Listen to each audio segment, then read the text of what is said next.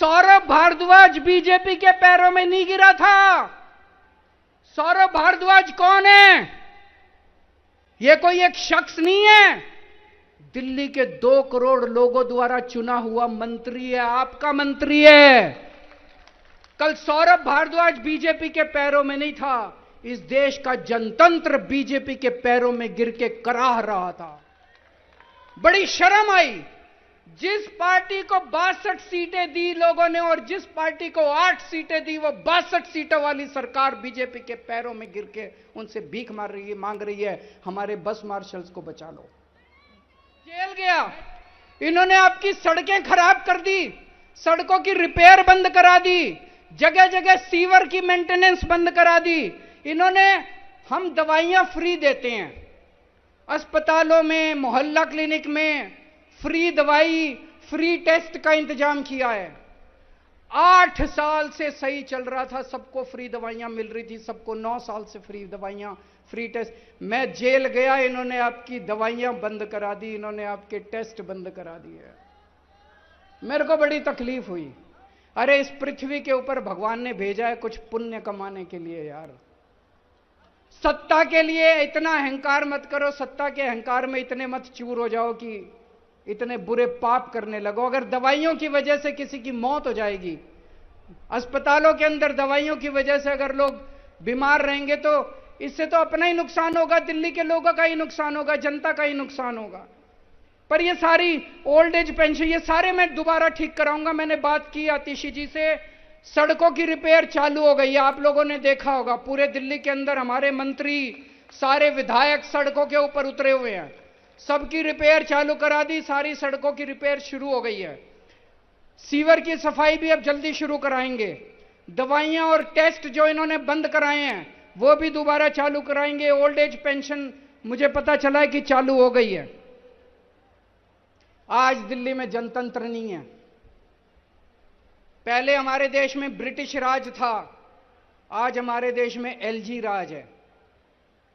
जब मैं जेल में था, मैंने भगत सिंह, सुभाष चंद्र बोस, अशफाक उल्लाह खान, इनकी जिंदगी, इनके बारे में खूब पढ़ा, अपने भारतीय स्वाधीनता आंदोलन के बारे में खूब पढ़ा। मैं सोच रहा था भगत सिंह ने इसीलिए फांसी खाई थी क्या, कि अंग्रेज जाएंगे और एक एलजी आके दिल्ली के ऊपर राज करने लगा, एलजी का राज हो जाएगा। अगर दिल्ली की जनता चाहती है कि दिल्ली में बस मार्शल होने चाहिए, तो क्या एलजी को बस मार्शल हटाने की पावर होनी चाहिए? अगर दिल्ली की जनता चाहती है कि अस्पतालों में फ्री दवाइयां मिलनी चाहिए, तो क्या एलजी के पास दवाइयां बंद करने की पावर होनी चाहिए? अगर दिल्ली की जनता चाहती है कि हमें फ्री टेस्ट मिलने चाहिए, इलाज फ्री होना चाहिए, तो क्या एलजी को इलाज बंद करने की पावर होनी चाहिए? अगर दिल्ली की जनता चाहती है कि हमें फ्री बिजली मिलनी चाहिए, तो क्या एलजी को फ्री बिजली बंद करने का अधिकार होना चाहिए? कौन होता है एलजी दिल्ली के लोगों के खिलाफ निर्णय लेने वाला? हमें दिल्ली के अंदर जनतंत्र लेके आना है, जो पूरे देश के अंदर दूसरे लोगों का अधिकार है। पूरे देश में आप पंजाब चले जाओ, राजस्थान चले जाओ, मध्य प्रदेश चले जाओ, छत्तीसगढ़ चले जाओ, वो लोग वोट डालते हैं, जिस सरकार को चुनते हैं उस सरकार की पूरी पावर होती है। आज दिल्ली के लोगों के पास अपनी पावरफुल सरकार चुनने का अधिकार नहीं है। मैं एक बहुत छोटा आदमी हूं। आज से 10-12 साल पहले सोच के देखो, इस देश में कोई जानता नहीं था केजरीवाल कौन है, कोई नहीं जानता था। ये तो पता नहीं मैंने कुछ पुण्य करे थे कि आप लोगों ने इतना मेरे को मान सम्मान, इतनी बड़ी जिम्मेदारी दे दी। मैं दिल्ली की झुग्गी बस्तियों में काम किया करता था, झुग्गी बस्तियों से उठा के आप लोगों ने अपने दिल में बसा लिया मेरे को। मैंने पता नहीं क्या पुण्य किए थे मैंने।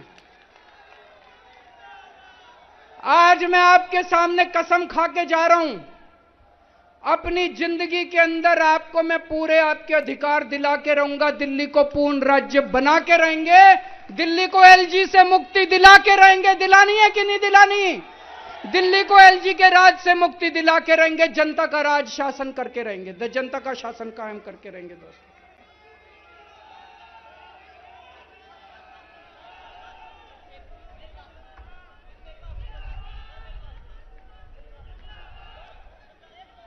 मैं आपके परिवार, कोई नहीं, मैं आपसे मिलूंगा, मिलके जाऊंगा।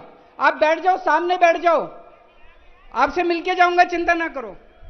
कोई मिलना चाह रहा है, मैं सबसे मिलता हूं भाई साहब, मैं किसी से मना नहीं करता। दोस्तों, मैंने अपने 2 करोड़ लोगों को परिवार माना है। आप सब मेरा परिवार हो। अब अगर आपके घर में महंगाई हो रही है बहुत ज्यादा, मोदी जी ने महंगाई कर दी, तो क्या मैं चुप बैठा रहूं? मेरे को कुछ करना चाहिए, नहीं करना चाहिए? मैंने आपकी बिजली फ्री कर दी, बताओ क्या कसूर करा? मैंने आपका पानी फ्री कर दिया, बताओ क्या कसूर करा? दिल्ली की सारी महिलाएं मेरे को अपना भाई मानती हैं। मैंने अपनी बहनों के लिए बस का किराया मुफ्त कर दिया, बताओ क्या गलत करा? दिल्ली के जितने बच्चे हैं उनको मैं अपना बच्चा मानता हूं, उनके लिए मैंने अच्छे स्कूलों का इंतजाम कर दिया, बताओ क्या गलत करा? मोदी जी कह रहे हैं फ्री की रेवड़ी दे रहा है, फ्री की रेवड़ी दे रहा है, फ्री की रेवड़ी दे रहा है, मुफ्त की रेवड़ी दे रहा है केजरीवाल, मुफ्त की रेवड़ी दे रहा है। मैं मोदी जी को कहना चाहता हूं, अगर गरीबों के बच्चों को अच्छी शिक्षा देना मुफ्त की रेवड़ी है, तो हां, केजरीवाल मुफ्त की रेवड़ी दे रहा है। अगर दिल्ली के लोगों को अच्छा इलाज देना मुफ्त की रेवड़ी है, हां, केजरीवाल मुफ्त की रेवड़ी दे रहा है।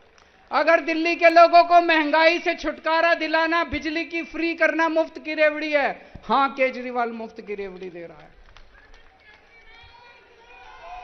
आज मैं मुफ्त की रेवड़ियां लेके आया हूं। ये एक पैकेट है, इसमें 6 रेवड़ी हैं। आप जब यहां से जाओगे तो बाहर गेट पे आपको एक एक पैकेट मिलेगा, 6 रेवड़ी का। केजरीवाल ने 6 मुफ्त की रेवड़ी दी है दिल्ली के हर नागरिक को। ये 6, इसमें 6 मुफ्त की रेवड़ी है। कौन कौन सी है? पहली रेवड़ी मुफ्त बिजली, दूसरी रेवड़ी मुफ्त पानी, तीसरी रेवड़ी बुजुर्गों के लिए मुफ्त तीर्थ यात्रा, चौथी रेवड़ी महिलाओं के लिए मुफ्त बस यात्रा, 5वीं रेवड़ी सबके लिए फ्री और शानदार शिक्षा, 6ठी रेवड़ी सबके लिए मुफ्त और अच्छा इलाज। ये 6 रेवड़ी दे रहा हूं, 7वीं रेवड़ी आने वाली है, हर महिला को 1000-1000 रुपए उनके बैंक अकाउंट में।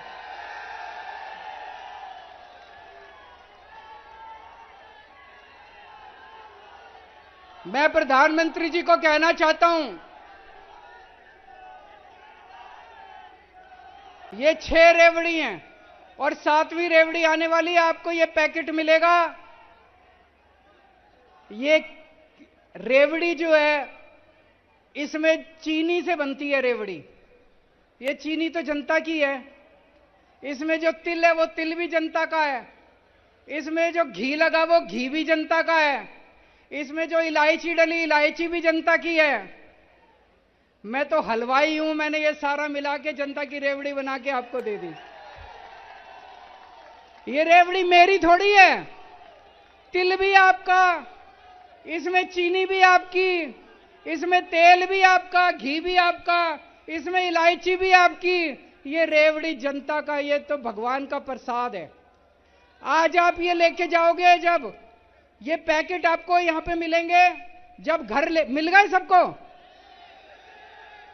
ये पैकेट आप घर में ले जाके, आपके घर में पूजा घर होगा, वो है कि नहीं है? इसको जेब में डाल लेना, अभी खाना नहीं। घर में जाके पूजा घर में रख के पूजा करके इसकी भगवान के सामने, ये प्रसाद है, ये प्रसाद है, ये प्रसाद है। इस प्रसाद को पूजा घर में रख के इसका प्रसाद चढ़ा के फिर सबको बांट देना, घर के अंदर एक एक सबको बांट देना।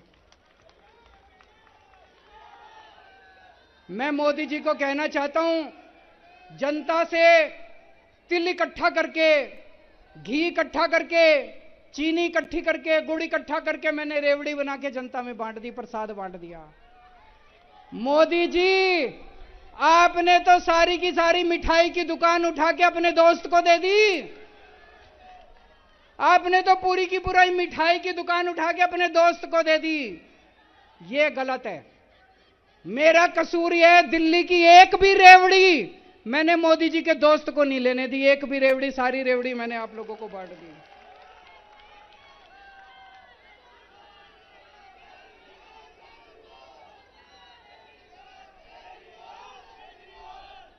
इन्होंने दोस्तों पूरी प्लानिंग कर रखी है। ये बात जाके सबको बताना, इन्होंने पूरी प्लानिंग कर रखी है। अगर गलती से आपने दिल्ली में बीजेपी को वोट दे दिया तो ये डीटीसी अपने दोस्त को दे देंगे, बिजली कंपनियां अपने दोस्त को दे देंगे, दिल्ली जल बोर्ड अपने दोस्त को दे देंगे, दिल्ली के जितने सरकारी स्कूल हैं ये अपने दोस्त को दे देंगे, और दिल्ली के जितने सरकारी अस्पताल हैं ये अपने दोस्त को दे देंगे। फिर आप देख लेना आपका बसों का किराया कितना होगा, फिर आप देख लेना आपकी बिजली कितनी में। सबसे पहले ये फ्री बिजली बंद करेंगे। आज मैं जब गुजरात में जाता हूं, गुजरात के लोग पूछते हैं बीजेपी वालों से, जब केजरीवाल ने पंजाब में और दिल्ली में बिजली फ्री कर दी, तुमने क्यों नहीं करी? तो ये गुजरात में बिजली फ्री नहीं करते, अब ये दिल्ली और पंजाब में बिजली फ्री बंद करना चाहते हैं, ताकि गुजरात के लोग आवाज ना उठाएं, ताकि यूपी के लोग आवाज ना उठाएं।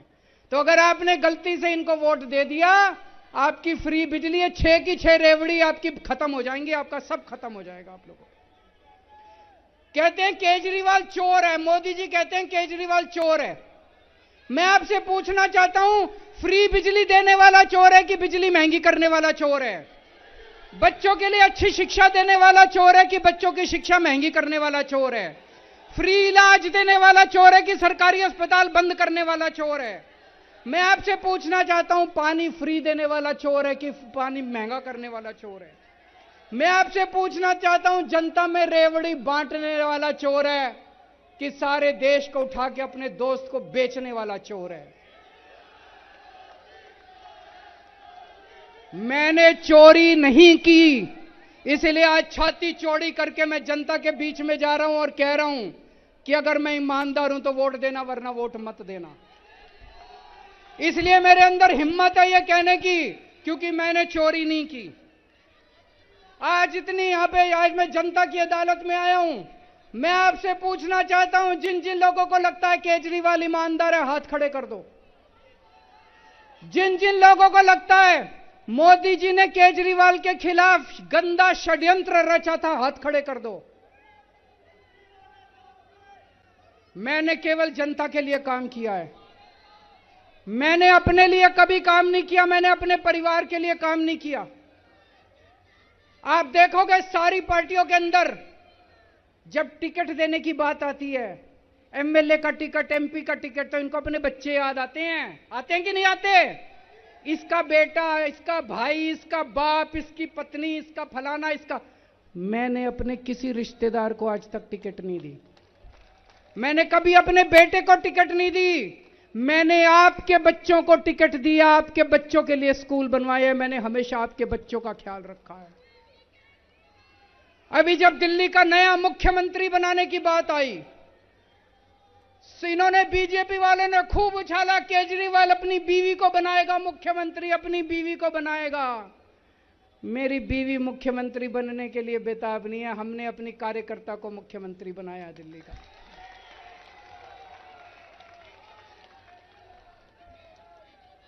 जब मैं जेल के अंदर था दोस्तों, इन्होंने तरह तरह से मुझे यातनाएं देने की कोशिश की। इन्होंने मेरा इंसुलिन रोक दिया, मेरी दवाइयां रोक दी। पिछले 10 साल से मेरे को रोज 4 बार इंसुलिन के इंजेक्शन लगते हैं पेट में, 4 बार रोज, सुबह 3 बार खाने के पहले और 1 बार सोते टाइम, 4 बार इंजेक्शन रोज लगते हैं इंसुलिन के। इन्होंने 15 दिन तक मेरा इंसुलिन बंद कर दिया। मैं अमित शाह जी से पूछना चाहता हूं, अमित शाह जी को भी शुगर की बीमारी है, अमित शाह जी को भी इंसुलिन के इंजेक्शन लगते हैं।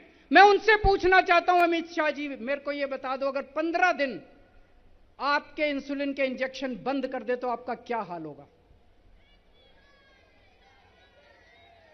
अमित शाह जी मेरे को बता दे, उनको भी डायबिटीज है, उनको भी इंसुलिन के इंजेक्शन लगते हैं। अमित शाह जी आपने मेरे इंसुलिन के इंजेक्शन बंद कर दिए तिहाड़ जेल के अंदर 15 दिन। आपके अगर 15 दिन इंजेक्शन बंद कर दिए जाएं, आपका क्या हाल होगा? मेरी किडनी खराब हो सकती थी, किडनी खराब होकर मेरी मौत हो सकती थी। अमित शाह जी, क्या यही आपका मकसद था? क्या आप यही चाहते थे? अमित शाह जी 2010 में 4 महीने के लिए अमित शाह जी को जेल हुई थी। गुजरात की जेल में रहे थे वो 4 महीने के अंदर, 4 महीने के लिए। मैं उनसे पूछना चाहता हूं, क्या आपके भी इंसुलिन के इंजेक्शन बंद कर दिए गए थे जब आप जेल में थे? तो आपने मेरे साथ ऐसा क्यों किया? आपकी क्या मंशा थी? यह देश जानना चाहता है। जानना चाहते हो कि नहीं जानना चाहते? यह देश जानना चाहता है आपने केजरीवाल का इंसुलिन बंद क्यों किया जेल के अंदर। मैं आज अपने पार्टी के कार्यकर्ताओं से एक ही चीज कहना चाहता हूं। मैंने कई बार बोला है, हम राजनीति में आए हैं। राजनीति में आने के बाद जब आप सत्ता में होते हो, आपके अंदर अहंकार आ जाता है। अहंकार मत करना कभी भी।